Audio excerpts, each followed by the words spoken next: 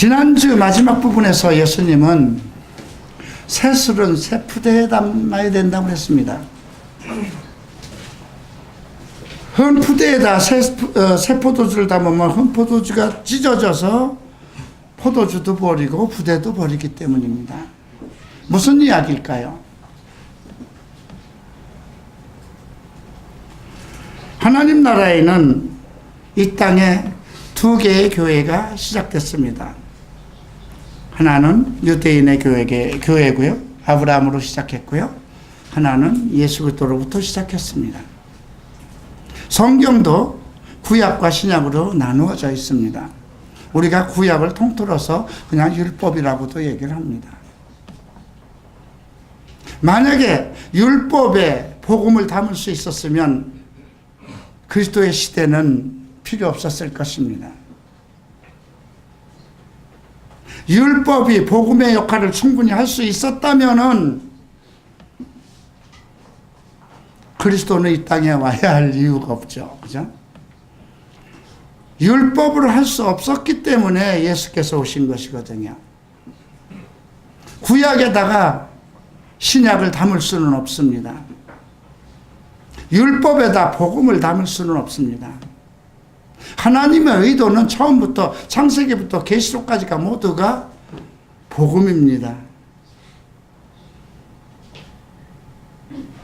그러나 복음에는 모든 것을 다 담을 수 있습니다.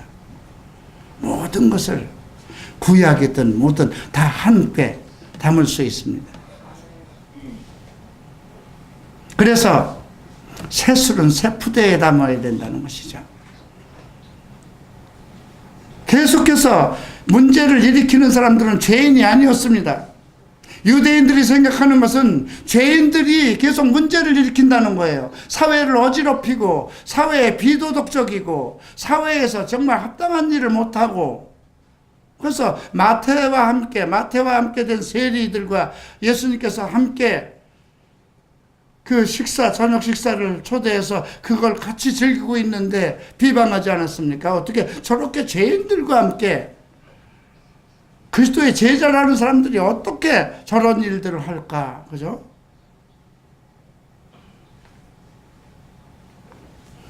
여러분, 한국교회에서 어제 있었던 퀴어 축제 현장에 있는 애들을 수용할 수 있는 교회가 어느 교회가 있겠습니까? 수용할 수 있을까요? 구약의 율법을 가지고 동성애자들을 저주하고 동성애자들이 절대로 천국에 들어갈 수 없다는 그런 메시지를 가지고 그들을 받아들일 수 없고, 그런 교회에서 어떻게 그 아이들을 받아들일 수 있을까요? 이것을 받아들일 수 있는 건 오직 그리스도의 사랑, 그리스도의 은혜만이 가능한 것입니다. 그래서 심령이 가난한 자에게 복이 있다고 말씀하신 것입니다. 심령이 가난한 자들에게 은혜의 복음을 선포하러 오신 것입니다. 자, 오늘은 한마디로 얘기하면 복음의 계획, 복음의 프로젝트에 관한 것입니다. 복음은 어떤 계획을 가지고 있는가? 새로 출발하는 겁니다. 그 율법의 시대가 수천 년 동안 이어왔는데 이제 예수님께서 그동안 많이 이제 자기 고향에까지 가서 복음을 전하고 병든 자를 고치고 귀신을 쫓아내고 온 지금 유대 안에 예수 그리스도의 소문으로 가득 찼습니다. 목수의 아들이죠. 그죠? 존경받을 만한 것은 요만큼도 없는데 그가 행하는 것은 너무나 선하고 아름답고 병든 자를 살리고 귀신을 쫓아내고 문둥병자를 새롭게 하는 그런 대단한 일들이 일어나거든요. 그래서 온 동네에 소문이 퍼졌습니다. 그리고 사람들이 몰려듭니다. 사람들이 몰려들면 몰려들수록 유대인들과 바리새인들과 장로들과 서기관들을 주목합니다. 자기네들의 종교 집단, 자기네들의 종교 체제가 무너질까봐 정말 심히 걱정스러운 것입니다. 마치 저 12제자 사단까지 인저 만들어서 저들이 만약에 정말 감당할 수 없는 일을 벌리고 다니면 이제 어떡할까 해서 초비상이 걸린 것입니다. 그래서 일일이 예수 그리스도와 그의 제자들이 움직이는 부분에서 발생되는 많은 문제들을 시장조사하기 시작합니다. 그들의 잘못들을 지적하고 정죄하기 위해서 계속 사람들이 따라붙습니다. 어떤 일이 일어났을까요? 안식일이었습니다. 제자들과 함께 이제 밀밭가로 이렇게 지나가다가 제자들이 좀 배가 고파서 시장한 밀을 까서 이렇게 먹었습니다. 우리도 어려서 저도 밀밭가를 다니면서 그런 일을 많이 했죠. 오이밭을 지나면 오이를 뽑아서 먹고, 무밭을 가면 무를 뽑아서 먹고, 참외밭이 있으면 참외도 먹고. 근데 밀을 까서 먹는 것이 잘못은 아닌데 그날이 안식일이었던 것입니다. 안식일 날은 그런 것을 하면 안 되는 것입니다. 예. 지금도 유대인들은 안식일 날 만약에 정기 밥솥을 미리 그 전날 꽂아 놓지 않았으면 안식일 날 그 정기 밥솥을 꽂아서 음식을 만들면 안 된답니다. 부인들이 안식일 날 어딜 가는데 예쁜 뿌러지를 여기다 다는 것도 일이기 때문에 안 된다는 거예요. 이게 모든 법이라는 건 사람을 편리하고 사람을 살리기 위해서 만드는 건데, 법이라는 것이 자꾸 사람들의 활동 범위를 제재하는 그런 상황이 유대인들에게 발생된 것입니다. 예수님께서는 그 얘기를 하죠. 다윗 때에 제사장밖에 먹지 못하는 그 진설병, 하나님께 올렸다가 다시 받는 그 떡을, 그건 제사장만 먹어야 돼. 다른 사람이 먹으면 다 죽는 겁니다. 그럼에도 불구하고 다윗에게 제사장이 죽었거든요. 그들 안 죽었거든요. 그 비유로 설명을 합니다. 구약에 있는 성경의 진리, 성경 말씀을 가지고 언급합니다. 그리고 나는 안식일의 주인이다 얘기합니다. 안식일의 주인, 모든 날들의 주인입니다. 그분이 창조자이니까요. 그분이 하나님이시니까요. 우리가 하나님께서 6일 동안 천지를 창조하시고 사람을 마지막으로 창조하시고 안식일 날을 거룩하게 하시고, 안식일 날을 거룩하게 하시고 쉬셨다고 그랬습니다. 모든 일을 다 쉬셨습니다. 근데 그날의 주인이 누구냐? 예수 그리스도인 겁니다. 또 이제 회당에 들어갔습니다. 지금 회당이라고 그러면 유대인 교회라고 생각하시면 됩니다. 근데 그 중앙에 손 마른 사람이 있어. 손이 마랐다는 건 손이 마비돼서 어떤 그 질병이었는지 사고였는지 모르겠지만 손을 쓸 수 없는 사람이 있었습니다. 그 사람은 그 교회의 회당 사람들이 다 알고 있는 사람 중에 하나였어요. 그런데 예수가 정말 저 사람을 고칠 것인가 하고 유대인들이 시선을 집중하고 있었습니다. 예수님은 거침없이 일어나서, 자, 안식일에 선을 행하는 것이 옳으냐 악을 행하는 것이 옳으냐, 그리고 그 사람에게 손을 내밀라 하고 그 사람을 고쳐줬습니다. 손이 금방 즉시에 회복했습니다. 그랬더니 그들이 시기가 나서 어떻게 하면 저 예수를 죽일까 하고 그냥 이를 갈기 시작하는 것입니다. 선한 일을 하면 자기보다 드러나기 때문에 이게 정치적인 거죠. 요즘 우리나라도 정말 진보다 보수다는들이 잘하는 건 서로 잘했다고 박수 쳐줘야 되는 거 아닙니까? 잘한 것은 잘해서 나쁘고, 왜? 자기들보다 앞서가니까. 못한 것은 아주 역적이 돼버리고. 세상이 이렇게 각박하게 됐습니다. 지금 유태, 하나님의 나라, 하나님의 법이 서 있는 아브라함의 자손들, 전 세계 유일한 백성, 하나님의 율법, 하나님의 예배, 찬송, 이 모든 것을 맡은 유대인의 심성이 이렇게 바뀌어버렸습니다. 악으로 가득 찼습니다.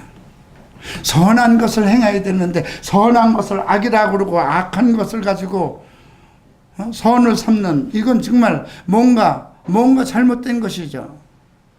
이 일이 왜 그렇게 생겼느냐.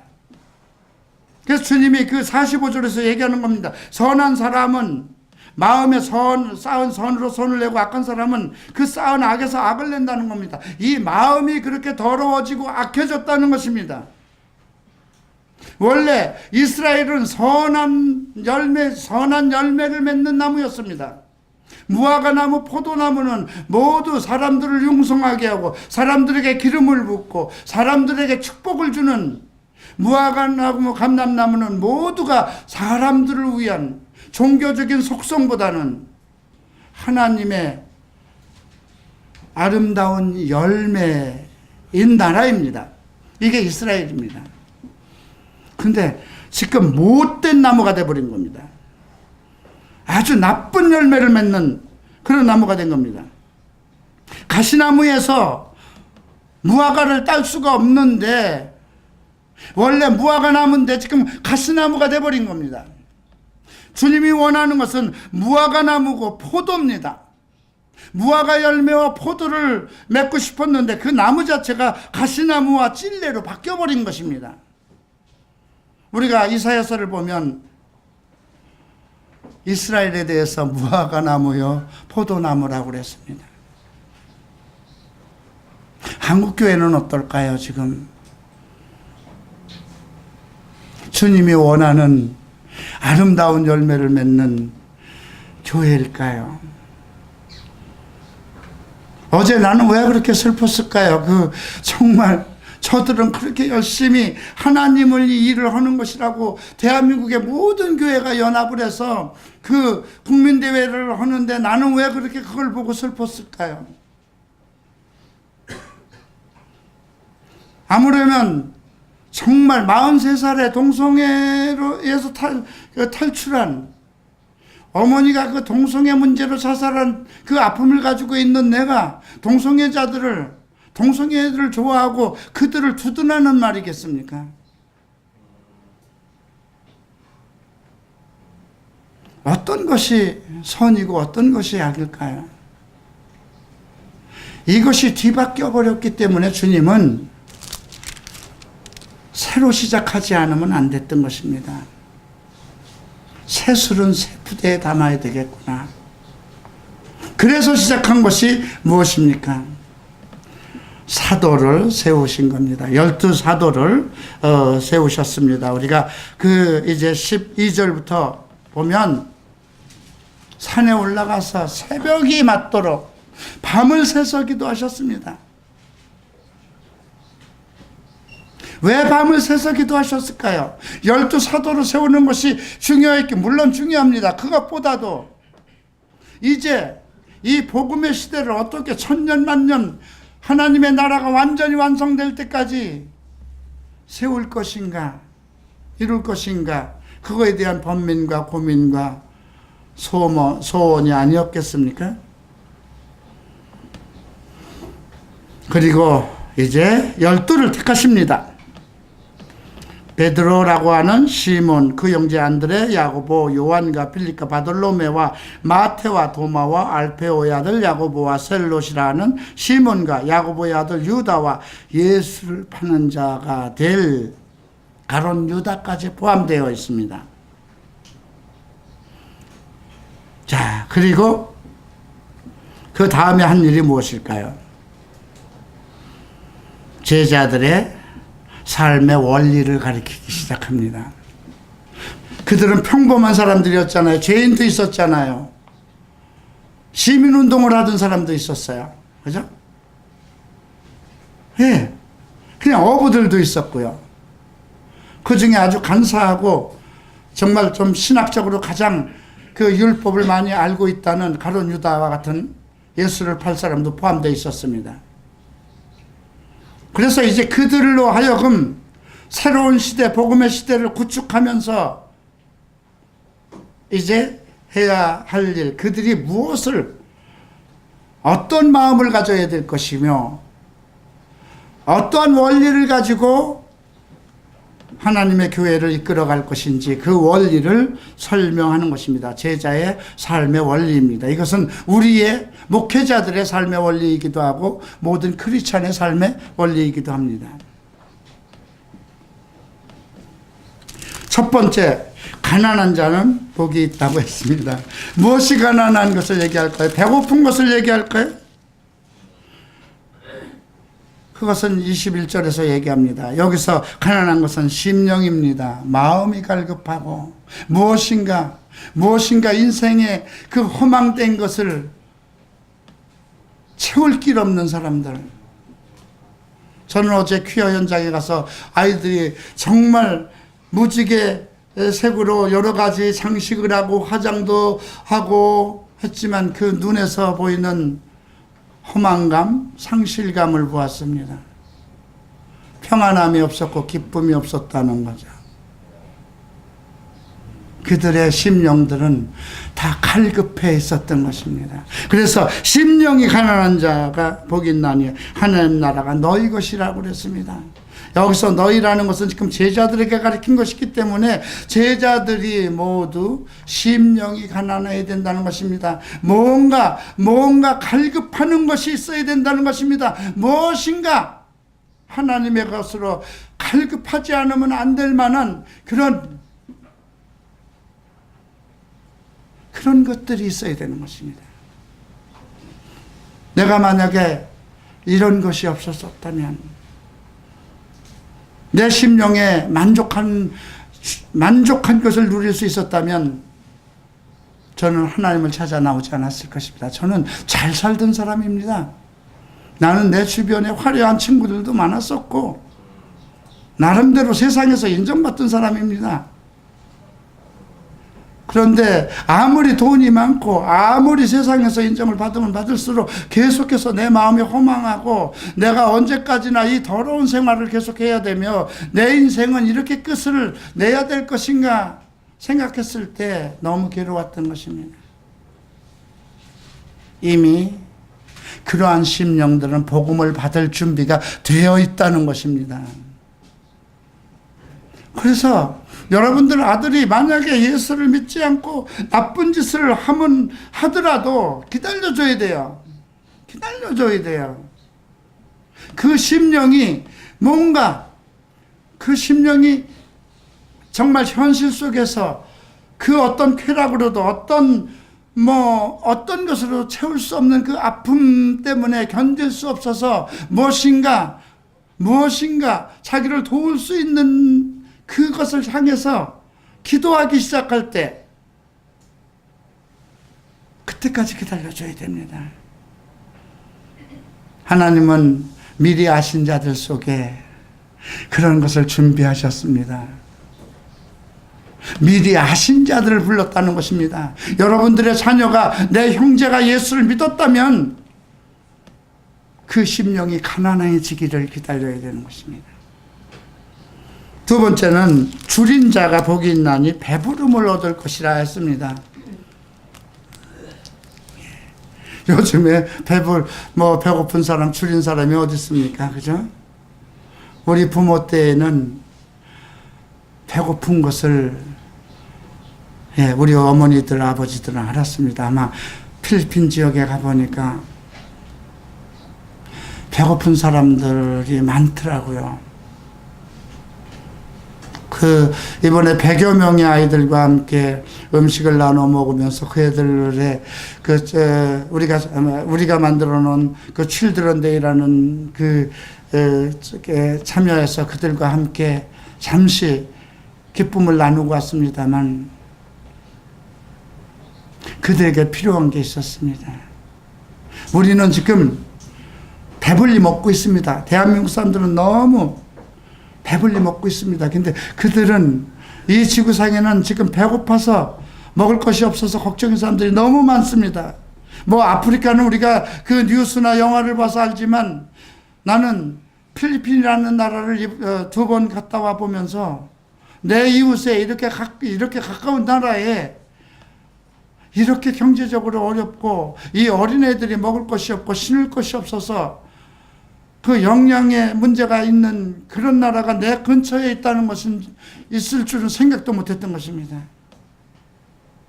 그 반면에 내가 느꼈던 것은 그 어린아이들이 예수를 보고 각 교회로 몰려오는 건 그 기쁨, 그 얼굴 속에서, 눈동자 속에서 무엇인가 갈망하고 무엇인가 그 기쁨을 표현하는 것을 보고 필리핀은 희망이 있는 나라다. 지금은 정말 잘못된 정치가를 만나서 이렇게 잘못 바닥을 치고 있지만 저 애들이 있는 이상 필리핀은 소망이 있다. 그런 생각을 가졌습니다. 오히려 한국을 걱정했습니다. 먹을 것이 풍부하고 교회에서 유년부가 없어지고 청년부가 없어지는 이 한국이 마치 유럽에 있는 교회처럼 되어버리지 않을까 하는 그런 염려가 있었습니다. 세 번째 주님께서 하신 말은 핍박입니다. 예수 이름 때문에 세상 사람들이 너희들을 미워하면 복이 있다. 기뻐하고 날뛰라고 그럽니다. 하늘에서 너희 상이 크다. 여러분들 부모들이, 여러분들 남편이나 여러분 형제가 여러분들이 예수를 믿는다고 핍박하면은 그거 기쁨으로 알고 섬기십시오. 예. 그리고 이제 오히려 니들이 할 일이 이건데 반대로 이렇게 하면 이제 니들 혼날 거야. 이제 화가 저주가 임할 거다 하는 얘기가 24절부터 옵니다. 부유한 자, 배부르고 돈을 취하고, 이거 지금 제자들에게 하는 거니까 목사들에게 하는 겁니다. 돈을 탐하고 부유한 자여 너희는 이라고 써요. 너희라고 그랬어요. 너희는 이미 위로를 받았다. 너는 이 땅에서 네가 원하는 만큼 돈 다 벌었잖아. 그러니까 화 있을진저. 이 화라는 단어는 저주입니다. 이거는 하나님의 분노입니다. 또 배부른 자. 이거는 그렇다면 목사는 매일 아주 가난에 쪄들어서 밥도 먹지 말고 굶어야 된다는 말은 아닙니다. 네가 배부르면 다른 사람도 같이 배불러야 되는 거잖아요. 그죠? 그 다음에 칭찬받기를 좋아하는 자. 와, 이혼아 뭐 대단하다 뭐. 그죠? 나한테 대단하다고 얘기하는 사람은 없습니다. 그렇지만 너희를 칭찬하면 화 있도다. 칭찬받는 사람 되지 말라는 거예요. 오히려 비난받고 핍박받는 사람은 하늘에서 상이 있을 것이라는 거예요. 근데 너희가 칭찬을 받으면 우리 목사님 대단한 목사님이다 뭐 그러면 이미 다 받을 상은 다 받았으니까 화 있을 것이라는 거죠. 저희 조상들이 거짓 선지자들에게 이같이 하였다고 그럽니다. 자, 그러나 너희 듣는 자에게 내가 이르니, 이 말씀을 듣는 자, 뭐 여기 있는 사람들이 다 지금 내 말을 듣고 내 설교 듣고 있지만 다 듣는 건 아니에요. 그죠? 네. 여기서 얘기하는 건, 듣는다는 건 받아들이고 그대로 행하는 사람을 얘기하는 것입니다. 너희 원수를 사랑하며 너희를 미워하는 자를 선대하며 저주하는 자를 축복하여 너희를 모욕하는 자를 기도하라. 그죠?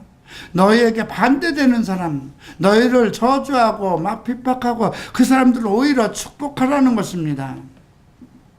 만약에 내 왼뼈뺨을 때려주면 오른뺨도 내주라. 이건 참 쉽지 않습니다. 그죠? 한쪽 뺨 맞은 것도 아파 죽겠는데 한쪽 뺨까지 내놓으라고 그러면 참 이렇게 뭐 매 맞기 위해서 목사가 된 것도 아닌데, 예, 그래도 주님은 그렇게 허락하니까 한번 맞아봐야 되겠습니다. 어디 나를 반대하는 사람한테 가서 욕시거리를 해서라도 한 대 맞아봐야 될지 참 그러네요. 또 30절 보면 구하는 자에게 주며 내 것을 가져가는 자에게 다시 달라지 말며. 가끔 이런 것이 좀 아이러니해요. 그냥 어제도 거기 있는데 어떤 분이 노인네가 이제 아마 노숙자인 것 같아요. 나한테 이렇게 걸어와서 3일을 굶었으면 여기 걸어오지도 못할 텐데 그 동전 몇 개를 이렇게 들고 와서 3일을 굶었습니다. 밥 한 끼만 먹게 이렇게 해주십시오. 그래서 3일 굶었다고 얘기 안 해도 드릴 테니까 그냥 굶었다 소리 하지 마세요. 그리고 이제 조금 돈을 나누었습니다만 지금 이렇게 하라고 하시네요. 구하는 자에게 주며 내 것을 가져가는 자에게. 근데 이거 소문나면 그 사람 거들나지 않을까요? 한국에서 만약에 갈보체풀에 가면 그 목사한테 돈을 달라고 그랬더니 항상 기다리라고 그러고 은행에서까지 뽑아다가 주더라 그러면 그 사람들한테 다 소문나면 거들나지 않을까 싶네요. 그래도 주님은 그렇게 하라니까 해야 되겠죠? 예, 하라고 하셨으니까 해야 돼요. 예. 31절 함께 읽겠습니다. 남에게 대접을 받고자 하는 대로 너희도 남을 대접하라. 이것입니다. 다 뭔가 대접받고 싶잖아요. 대우받고 싶잖아요. 저도 목사로서 대접받고 싶습니다. 그죠? 그러니까 너희가 받고 싶은 대로 그들에게도 베풀라는 뜻입니다. 자, 그리고 이제 31절, 32절부터는 조금 역설적인 얘기를 합니다. 너희가 사랑하는 자를 사랑하면 또 칭찬받을 것이 무엇이고 죄인들도 사랑하는 자를 사랑한다. 제자들이 지들끼리만 사랑할 사람 사랑하고 그러면 그건 죄인들도 그렇게 하거든. 지금 주님이 제자들에게 말씀하시는 거예요. 만일 선대하는 자를 선대하면 칭찬받을 것이 무엇이냐. 또 너희가 나눠줄 때 요거 꼭 내가 받아야 돼 하는 그런 생각으로 빌리면 칭찬받을 것이 무엇이냐 이거죠. 원수를 사랑하고 선대하며 아무것도 바라지 말고 빌리라. 대가를 바라지 말라는 것입니다. 무엇을 할 때 그 사람에게 대가 받을 생각하고 하지 말라는 것입니다. 그래야 상이 크다는 것이죠. 36절 함께 읽겠습니다. 너희 아버지의 자비하심 같이 너희도 자비하라. 자비는 원래 불교에서 얘기하는 것인데 불교가 먼저 얘기한 것이 아니라 자비는 하나님의 자애입니다. 긍휼히 여길 수 있고 사랑할 수 있는 그 마음이죠. 자, 이제 꼭 하지 말아야 할 겁니다. 그러니까 지금 앞에서 제자들이 꼭 해야 할 것과 그 다음에 대인관계에서 목회 생활 속에서 하지 말아야 될 것, 그것을 말씀하신 후에 이제 37절에서 비판에 관한 얘기를 합니다. 너희가 비판받지 않을 것이요 정죄하지 말라 그러면 너희가 정죄받지 않을 것이요 용서하라 그러면 너희가 용서를 받을 것이다. 여기서 말씀하시는 핵심은 용서입니다. 정죄하지 말라고 합니다. 비판하지 말라고 합니다. 동성애자들이 하는 짓거리에 대해서 비판하지 말라는 것입니다. 그들은 이미 성경에 로마서 1장에 자기 몸에 응분한 대가를 받았다고 주님께서 말씀하셨습니다. 동성애 생활을 정리하지 않으면 자기 몸에게 보응을 받았다고 그랬습니다. 그러니 우리가 비판할 권리가 없다는 것입니다. 자기가 좋아서 하는 것에 대해서. 그렇잖아요. 그죠?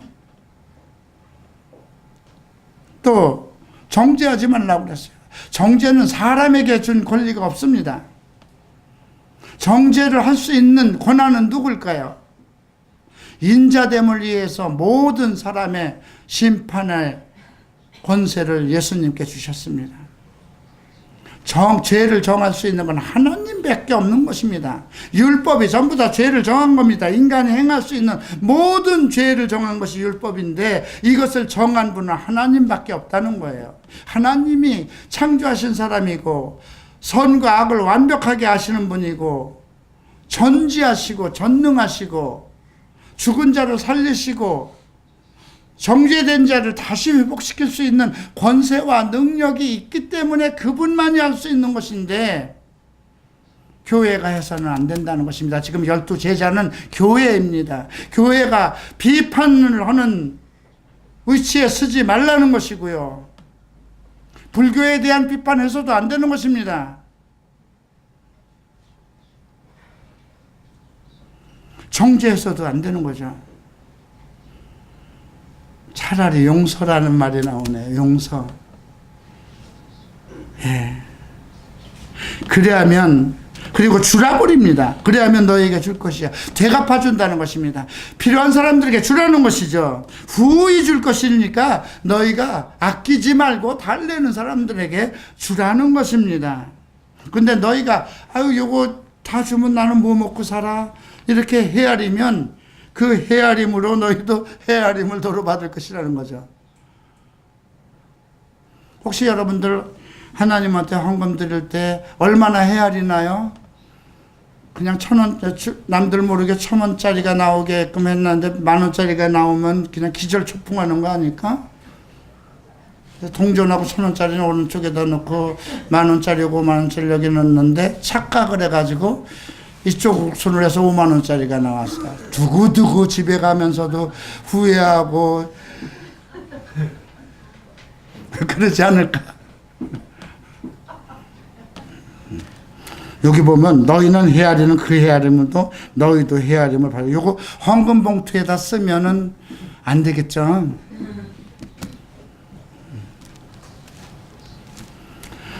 자, 이제 39절부터는 스승과 제자 관계에 대한 원리를 언급하셨습니다.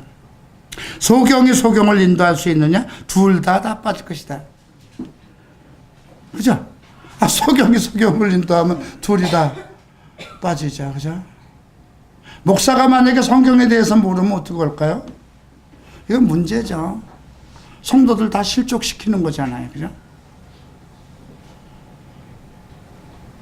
제자가 그 선생보다 높지 못하냐? 나 무릇 온전케 된 자는 그 선생과 같아. 자기가 머물, 자기의 위치를 얘기하는 겁니다. 그죠? 자기 스승. 이 문제가 조금 한국교회의 문제가 지금 되고 있어요. 우리나라 과거에 유명한 목사들, 다 미국 같은 데 가서 박사학위를 받은 사람들도 있지만, 개척 때부터 힘들게 교회를 개척한 분들, 그냥 하나님의 부르심 속에서 박사학위 없는 분들도 많습니다. 그런데 교회가 커지면서 자기 제자들을 전부 이제 미국 같은 데서 보내서 박사학위를 하고 돌아오면, 그 박사학위를 받은 사람들이 볼 때 보면 자기 목사들의 설교는 아주 옛날, 정말 아주 기초적인 설교를 하고 있는 것 같거든요. 그러다 보니까 이제 교회에서 자기 마음에 들고 자기가 설교를 정말 멋지게 해서 장로들이나 성도들에게 정말 호감을 얻은 후에 이제 교회가 분열됩니다. 그 선생이 제자가 그 선생보다 높지 못하나 무릇 온전케 된 자는, 그 제자가 온전케 되었다면 그 선생과 같을 것이라는 것입니다. 예수님이 정하신 기준입니다. 하나의 경계선입니다. 어찌하여 형제의 눈 속에 있는 티는 보고 내 눈 속에 있는 들보는 깨닫지 못하느냐. 다른 사람들의 잘못에 대한 것이죠. 예. 자기의 문제점부터 해결하라는 것입니다. 이 말의 핵심은 자기 문제점, 자기가 가지고 있는 그 문제점 때문에 다른 사람들의 작은 문제점도 볼 수가 없다는 거예요. 이건 카운셀링의 원칙입니다. 다른 사람들의 그 문제점, 작은 문제점들이 있어요. 그것을 내가 밝히 볼 수 있어야만 카운셀링 하는 거잖아요. 그죠? 근데 그 들보가 내 눈을 가리는 뭔가가 있어요. 자기 것으로, 자기 생각으로. 이게 지금 제자들에 대한 이야기 다음에 나오는 이야기예요. 지금 마태복음에서하고는 조금 위치가 달리 있어요. 제자들의 위치를 얘기하고, 예. 그리면서 지금 이 말씀이 나오기 때문에 이 말씀에 대한 건 조금 특별한 사고가 필요합니다. 자기 안에 있는 잘못된 완고한 것들, 뭔가 부족한 것들, 실수, 그런 것들부터 해결해 나가야 된다는 것이죠.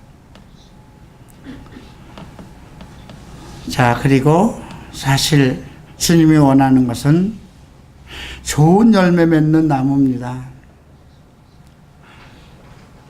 무화과 나무가 되기를 원하고 포도나무가 되기를 원하는 것입니다. 이것이 신구약을 통해서 하나님이 원하는 아름다운 나무,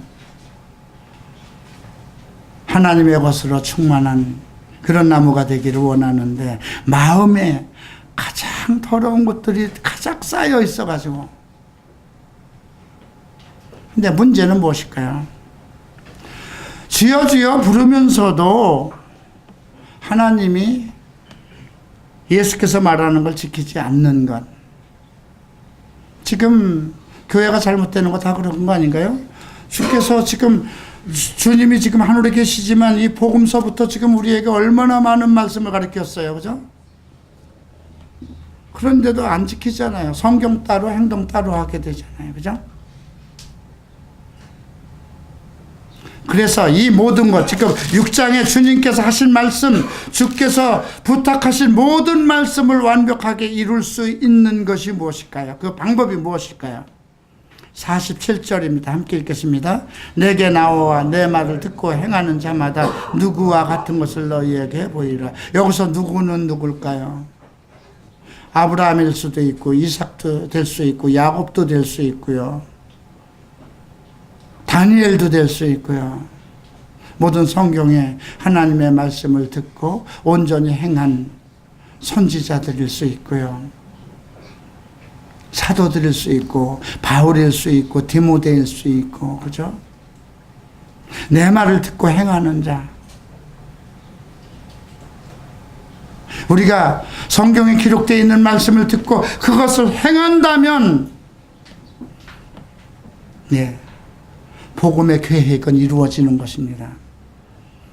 하나님이 12사도를 세우고 그들을 통해서 복음의 시대를 열어가는 그 모든 것, 인간이 가지고 있는 잘못된 악한 심령들, 잘못된 거, 자기중심적인 거, 정말 자기 좋은 것만 선택하고 하는 그런 태성적으로 가지고 있는 본성적인 그런 악한 것, 더러운 것, 이런 것을 다 해결할 수 있는 방법, 그 방법이 바로 47절입니다.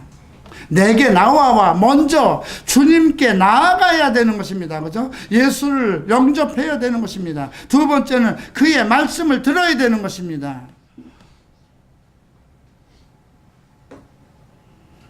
그 다음엔 행하는 거죠. 그 말씀대로.